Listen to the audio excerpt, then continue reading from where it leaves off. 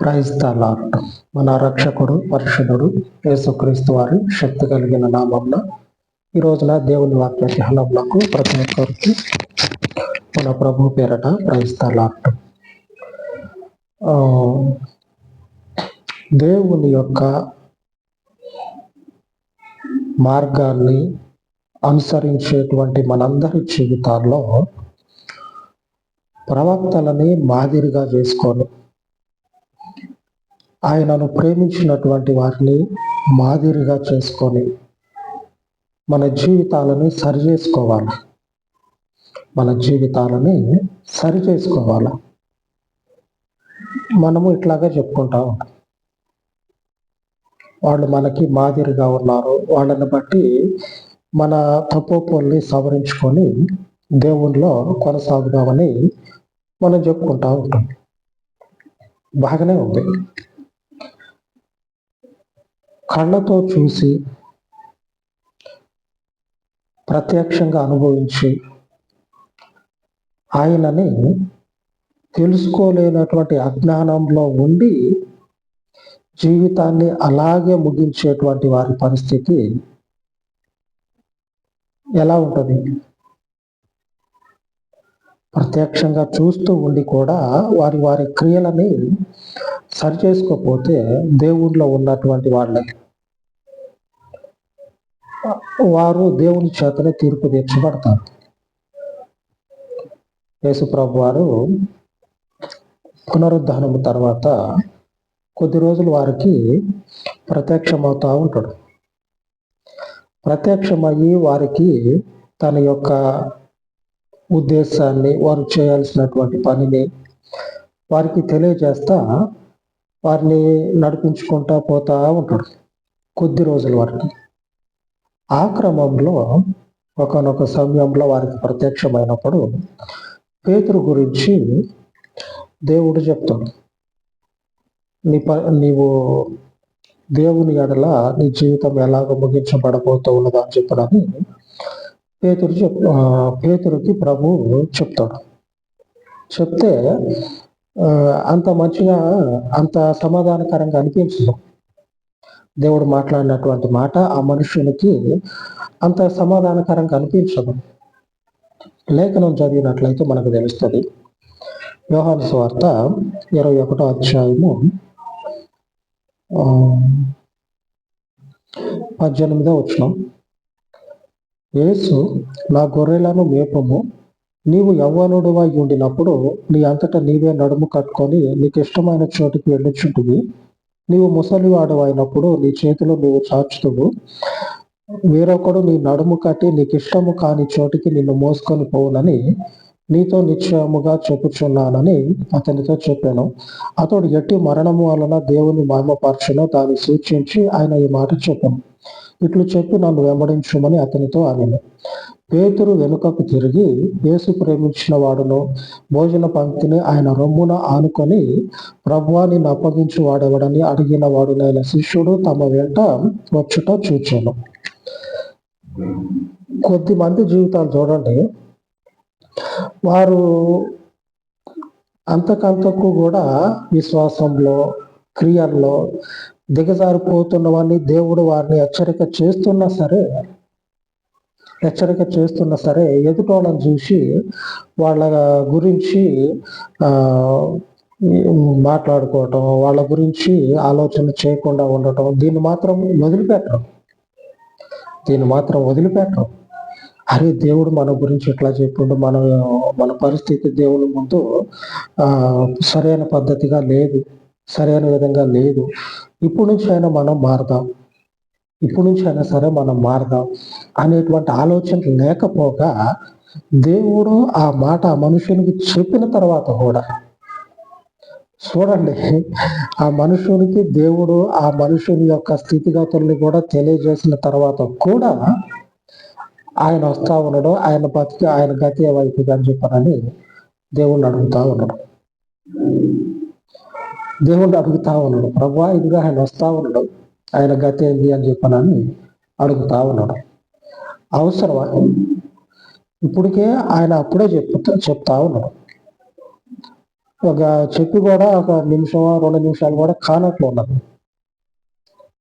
అప్పుడే ఒక వేరే వాళ్ళ గురించి ముచ్చట వేసుకొచ్చి ఆయన ఏమవుతాడు ప్రభు, ఆయన గత ఏమవుతుంది, మరి ఆయన పరిస్థితి ఏంటి, ఆయన కథ ఏంటి అని చెప్పినని ఇట్లాగా అడుగుతా ఉన్నాడు. అవసరం వేరొకరి జీవితాల్లో మన ఆలోచన అనేది అవసరం. మన పరిస్థితే దిగజారిపోతా ఉంది, దిగజారిపోతూ ఉన్నదని చెప్పినని దేవుడు మనకి తెలియజేస్తానే ఉన్నాడు. దిగజారిపోతూ ఉన్నదని దేవుడు మనకు తెలియజేస్తూనే ఉన్నాడు. అయినా సరే ఇంకా దిగజారిపోతా ఉన్నాడు. దేవుని యొక్క సత్య మార్గములందు మనం ఏం చేయాలంటే ఆయనను హత్తుకోవాలి. అనుదినము కూడా వాక్యము చేత చేతులు కడుక్కోవడం అంటే అర్థం ఏంటంటే మనలో ఉన్నటువంటి అయోగ్యకరమైనటువంటి యోగ్యము కానటువంటిది ఏది ఉందో దానిని అంతటిని కూడా కడిగేసుకోవాలి వాక్యం చేత. ప్రభు అప్పుడే చెప్తా ఉన్నాడు, ఇదిగో నువ్వు ఎట్లాగున్నావు, నీకు ఇష్టమైనట్లుగా నీ జీవితాన్ని కొనసాగిస్తూ ఉన్నావు, కానీ నీ చివరి దినాలకు వచ్చేసరికి నీ పరిస్థితి ఎలాగుంటుందంటే నీకు ఇష్టము కానటువంటి విధంగా నీ పరిస్థితి అనేది ముగించబడుతుంది అని చెప్పనని చెప్పినటువంటి మరుక్షణమే అలా ఆయన వస్తా ఉన్నాడు. ఆయన పరిస్థితి ఏంటని చెప్పనని అటు చూస్తా ఉన్నాడు. ఆయన పరిస్థితి ఘనంగా ఉన్నది, ఆ మనుషుని పరిస్థితి ఘనంగా ఉంది. ఏటొచ్చి మన పరిస్థితే బాగోలా. అది కూడా వాళ్ళ దగ్గర వీళ్ళ దగ్గర కాదు, దేవుని ముందే బాగోలా. దేవుని ముందే మన పరిస్థితి మంచిగా లేదు అని దేవుడే చెప్తా ఉన్నాడు. అయినా సరే నేను ఎట్లా మొత్తం చినిగి అవి నీళ్ళల్లో నానిపోతే ఏదైనా సరే పీసులు ఊడొస్తుంది చూడండి, నా పరిస్థితి అట్లాగా ముక్కలు అయిపోయినా సరే నాకు ఇష్టమే. కానీ వాళ్ళ జీవితాల్లో ఏం జరుగుతుంది, వాళ్ళ పరిస్థితి ఏమవుతుంది అనే ఆలోచన లేకుండా నా యొక్క రోజు అనేది గడవదు నాకు అని ఎట్లాగనే పోతానంటే దేవుని యొక్క అసమాధానకరమైనటువంటి ఆ వాక్యం అనేది మనల్ని తట్టి లేపకుండా ఉండదు. తట్టి లేపుతుంది, సమాధానం అయితే ఉండదు, అసమాధానమే. మనం చదువుకున్నాం కదా లేఖనంలో, ఆ మనుషుని యొక్క స్థితి చివరి దినాల్లో భయంకరంగా ఉంటుంది. అంటే సమాధానం అనేది ఉండదు. ఇప్పటికీ చూడండి సంఘానికి ఈరోజు వచ్చినమా, తెల్లారి మనకి ఎటువైపు నుంచి దేవుని దీవెన వస్తుందో అని చెప్పినని అట్లాగే ఎదురు చూసే వాళ్ళే ఉన్నారు. ఈరోజు సంఘానికి పోయినమంటే చాలు, ఇక తెల్లారి నుంచి ఇక రోజు లెక్క పెట్టుకోవాలి, ఎప్పుడు వస్తుంది దేవుని దీవెన, ఎప్పుడు వస్తుంది. ఇట్లాంటి ఆలోచన కలిగినటువంటి వారే ఉన్నారే కానీ అసలు దేవుని యొక్క మన స్థితిని మనము కడిగేసుకుందాం. దేవుని యొక్క మన స్థితిని కడిగేసుకున్నట్లయితే, ఆయనను మనపూర్వకముగా మనం వెంబడించినట్లయితే అదే మనల్ని ఎత్తుక్కుంటూ వస్తుంది. అటువైపు మనం చూడాల్సిన పనిలే, అదే మనల్ని ఎత్తుక్కుంటూ వస్తుంది. అక్కడ చూడండి, ఆ మనుషుని స్థితి ఘనంగా ఉంటా ఉన్నాం. ఎవరిదంటే యోహాను స్థితి. అదే అధ్యాయంలో చివరిలో చూసినట్లయితే 22వ వచనంలో రాయబడి ఉన్నది. 21 నుంచి చూద్దాం. పేతురు అతనిని చూచి, ప్రభువా, ఇతని సంగతి ఏమగునని యేసును అడిగాను. యేసు, నేను వచ్చే వరకు అతడు ఉండుట నాకు ఇష్టమైతే అది నీకేమి, నీవు నన్ను వెంబడించుమని. దేవుడు సమాధానం కూడా చాచి పెట్టి కొట్టినట్టు చెప్పింది.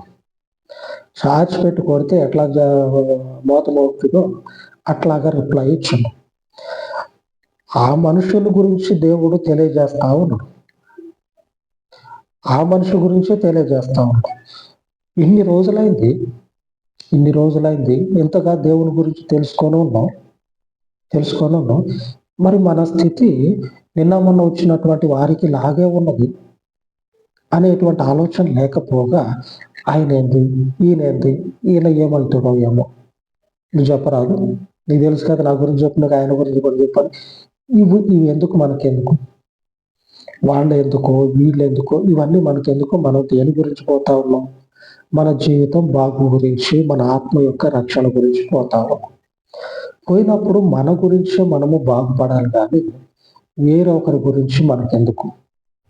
అందులో ఆయన మన గురించి వేలెత్తి చూపినప్పుడు మనల్ని సరి చేసుకోవాలి, కానీ వాళ్ళని సరి చేయకూడదు. వారి స్థితి గొప్పగా ఉందని దేవుడు చెప్తా ఉన్నాడు. ఆ మనుషుడు నేను వచ్చే వరకు ఉంటాడు, నీకెందుకు? దేవుడు గట్టిగా చెప్పిండు, బుద్ధి చెప్పిండు. నీకెందుకు? నేను వచ్చే వరకు అతడు ఉంటాడు, అది నాకు ఇష్టం, నీకెందుకు? నీది నువ్వు చూసుకో అని చెప్పి నన్ను గట్టిగా చెప్తే సైలెంట్ అయిపోతాడు. దేవుడు హెచ్చరిక చేయటం, దేవుడు గద్దించడం మామూలే. అది కొంచెం పక్కకి పెడితే అసలు మన స్థితిగతులు ఏంటి, మన జీవితం ఎటుపోతా ఉంది, మన పరిస్థితి ఎటుపోతా ఉంది, మనం ఏమై ఉన్నాం, ఏమి కావాలి మనం, అది తెలుసుకోవాలా. అటుగా మనం ప్రయాణం చేయాలి. యోహాను చూసినట్లయితే ప్రభువుని హత్తుకొనడం.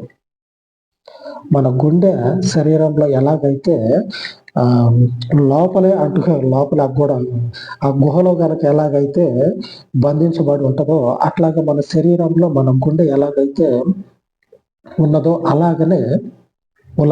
అలాగనే యోహాను కూడా దేవుడిలో అంటుకుపోయి ఉన్నాడు. గుండెకాయలాగా దేవుడిలో ఉన్నాడు యోహాను. మన గుండె మన శరీరంలో ఎలాగుంటది, అలాగా యోహాను దేవునిలో ఆయన యొక్క హృదయాన్ని అట్లాగా భద్రపరుచుకున్నాడు.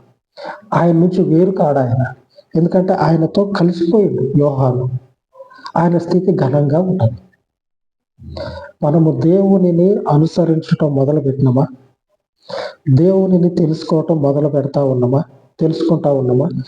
మనము ఆయనలో లీనమైపోవాలి, ఆయనలో కలిసిపోవాలి. ఆయన కోరుకునేది అదే, మనకు కావాల్సింది కూడా అదే. మనకి సమాధానం దొరకాలి అంటే ఇటువంటి జీవితాన్ని కలిగి ఉండాలి. ఈ రోజున దేవుని వాగ్దానము సెలవిస్తా ఉంది. కీర్తన గ్రంథము 63 అధ్యాయము 8వ వచనం, నా ప్రాణము నిన్ను అంటి వెంబడించుచున్నది. మన ప్రాణము మన రక్షకుడైనటువంటి యేసయ్యని అంటుకొని వెంబడించాలి. ఆమేన్. దేవునికి స్తోత్రం కలుగును గాక. ఇందాక చెప్పినటువంటి వాక్యము నాకు తెలియకుండానే చెప్పా. ముందుగానే ఇది చెబుదాం అనుకొని చెప్పలే. గుండె మన శరీరంలో ఎలాగైతే సంధించబడి ఉన్నదో అలాగనే యోహాను దేవునిలో గుండెలాగా భద్రపరచబడి ఉన్నాడు. ఆయన యొక్క జీవితాన్ని అలాగ భద్రం చేసుకున్నాడు గుండెలాగా. అది దేవుని ఆత్మ ద్వారా అలా చెప్పగలిగా. ముందుగానే నేను ఇట్లాగా ఇది చదువుదాం అనుకొని చెప్పలే, వాక్యం చెప్తా ఉన్నా అలాగే చేశాను. దేవుని యొక్క మార్గాన్ని, దేవునిని అనుసరించేటువంటి మనము మన ప్రాణాన్ని ఆయనకు అంటుకొన చేసి ఆయనను అనుసరించాలి. కావాల్సింది ఇదే మనకి. మన జీవితంలో మన యొక్క సమృద్ధి అనేది మనకి కనపడాలంటే ఆయనను అంటుకొని వెంబడించాలి. అంటుకొని వెంబడిస్తా ఉన్నాం అనుకోండి, మన యొక్క స్థితి అనేది ఘనంగా ఉంటుంది, గొప్పగా ఉంటుంది. తప్పు చేయనటువంటి మనుషుడు అనేటువంటి వాడే ఉండడు, కానీ వాటిని సరి చేసుకొని ఆయనను హత్తుకోవటం అనేది ఆ మనుషుని యొక్క జీవితానికి సరి అయినటువంటి క్షేమాన్ని కలుగజేస్తుంది. ఆయనలోనే ఉండి ఆయన చేతనే తీర్పు తీర్చబడటం అంటే అది ఒకరికి సాక్ష్యంగా ఉండే జీవితం అయితే అనిపించుకోదు. ఆయనలో యోహాను జీవితం సాక్ష్యంగా ఉంది, ఆ మంచి స్థితి ఉన్నదని చెప్పని చెప్పుకోవచ్చు. అలాగని మనము కూడా ఆయనను వెంబడించాలి. ఆమేన్. అటువంటి శ్రేష్టమైనటువంటి హృదయాన్ని మనం కలిగి దేవునికి మన హృదయాన్ని అర్పించుకుందాం, అలాగే ప్రార్థించుకుందాం.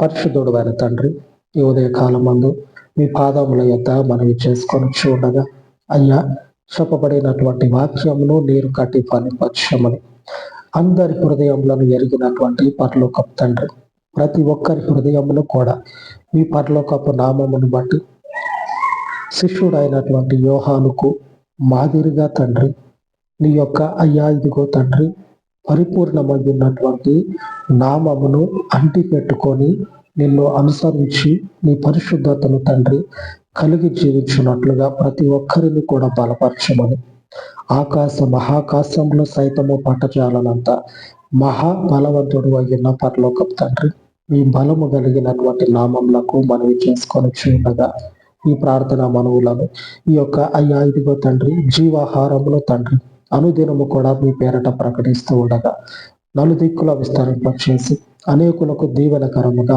ఆశీర్వాదకరముగా మార్చమని సమస్త ఘనతను మీకు ఆపాదించు పరిపూర్ణుడు అయిన తండ్రి, మీ పరిశుద్ధ నామమునకు ఈ విన్నపాలన్నిటిని నజరేయుడైనటువంటి యేసుక్రీస్తు శక్తి కలిగిన నామమును ప్రతిష్ఠించి ప్రార్థించి వేడుకొని చూడాను తండ్రి. ఆమేన్, ఆమేన్. సర్వోన్నతుడయ్యున్న మన దేవుని కృప నిత్యము మనకు తోడయ్యుండును కాక. ఆమేన్, ఆమేన్.